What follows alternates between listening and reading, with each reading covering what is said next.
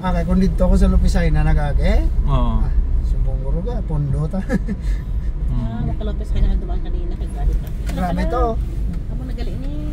Ay, ito na siya? Mega World Upper East. Sulod ta dito. Tapos dyan na yung kuan, drop off nila. Mega World, siya part ng Mega World, no? Upper East. Bali sa una nga panahon ang aring Mega World, ano ni siya, ning Central di. Nang ano nang galing kay nag-close na bala sa Kadugayon. Di nang sentro karon. Ang sentro sa mga commercial diri sa Bacolod. Ari gyapon di. Di ato sa may ano sa Lacson. Lacson Street. Dito ta ko may drop sa may ano. Circle. Layo ba to siya? Hindi, lapit lang. Tasonan. Ako kaga pa man kasi.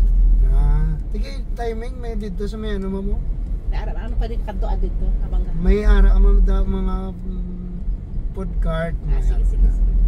Ari boss panis la ma-start sir ang mga ano niya. Night market, weekend market. Weekend market na sila sa bungay wala pa landers na. Landers. Pero kung may event ang Bacolod, halos everyday aran na sila. Ari damo na di tao.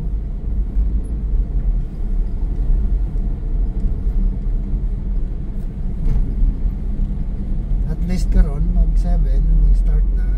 Matabok na lang kamo. 6:30 man amon alam meeting.